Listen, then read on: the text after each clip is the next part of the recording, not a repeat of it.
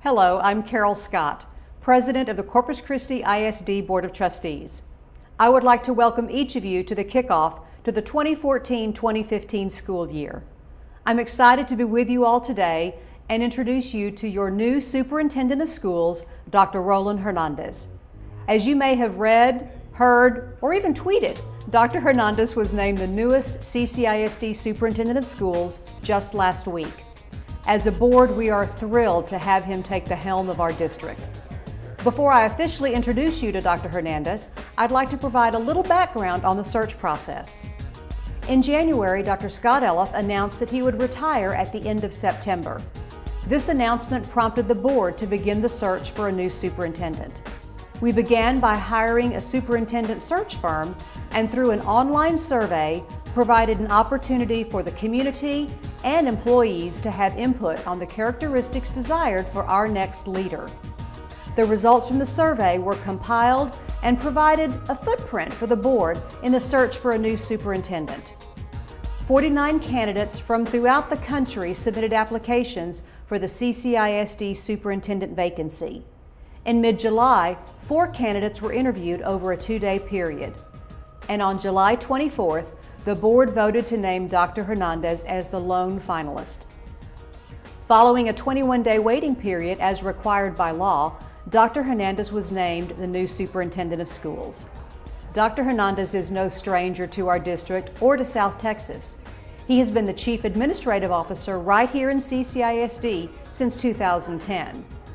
A native of Woodsboro, Texas, he has 22 years of experience in the education sector. He has held positions as a teacher, a coach, and a deputy superintendent at districts across Texas. Prior to coming to CCISD, he served as superintendent of schools for Waco ISD. He has also held positions with the Texas Education Agency and at the University of Texas in Austin. So on behalf of the Board of Trustees, I would like to welcome Dr. Hernandez as we look forward to continuing the work of developing the hearts and minds of the 40,000 students that we serve. As we kick off the new school year, my colleagues on the board and I would like to thank you for all that you do day in and day out that enrich the education of the students of our community. Your commitment and dedication do not go unnoticed. We hope you have a great start to the school year and look forward to working with you side by side for a successful year.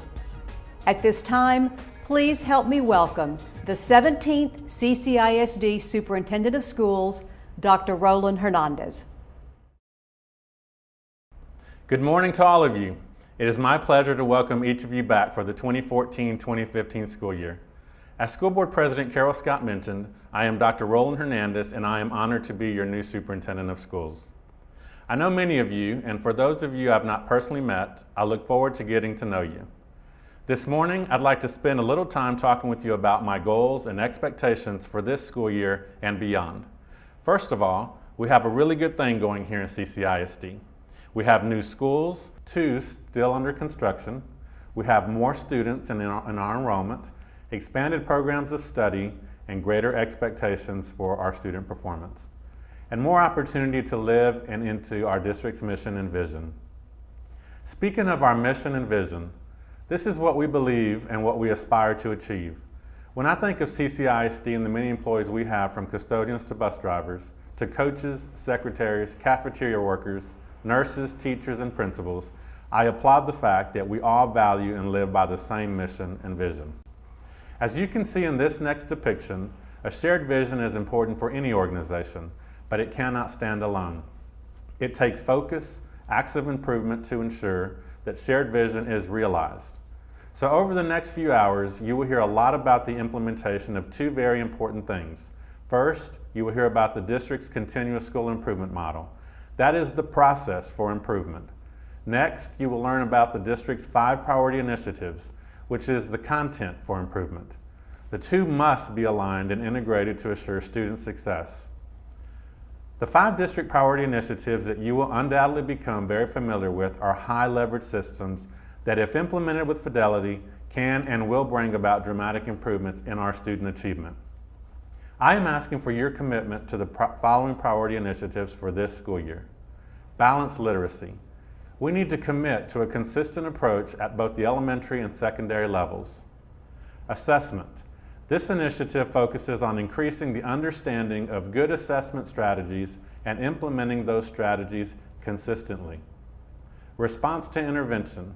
The district has had in place for years now, but we have not consistently implemented the RTI process. Bilingual ESL. Concentrating on a strong bilingual ESL program that, once again, there is that word again, consistently implemented. And finally, instructional resources. Ensuring you have consistent, proven resources to support the work that each of you are doing in the classroom. These 5 initiatives were first introduced in May of last year by my dear friend and predecessor, Dr. Scott Elliff. Dr. Elliff believed there was a need for change and assisted with shaping the beginnings of that change. Now, I am here to assist with ensuring that this change in practice and the implementation of these 5 priority initiatives will also result in clearer expectations from the central office, along with a strong level of support and structure. We spent 2 days at the Superintendent's Leadership Conference ensuring that our goals were aligned and that the focus was clear. Now today, all of you will have the opportunity to participate and learn from in-depth sessions focused on the 5 priority initiatives. Today you will find high-leverage topics all geared towards improving student achievement and moving the needle in these 5 important areas. I know earlier I asked you for a commitment. Well, now I'm making a commitment to you. A commitment to lead this district by ensuring that we implement with fidelity, use data to drive our decisions, and ensure that we are all accountable and responsible for every single student we serve. Some of you may have seen this diagram before. I like what it represents. You see, we need to stop the blame game. We need to commit to stay above the line instead of below it. We need to see it, own it, solve it, and do it, instead of pointing fingers, ignoring the issues, and covering our tails. I've used this in almost every presentation I've had since being named a finalist for superintendent.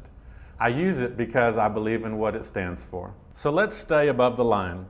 Let's all move in one direction with one unified mission and vision. Good luck today and in the school year ahead. We thank you for everything you do in serving our students.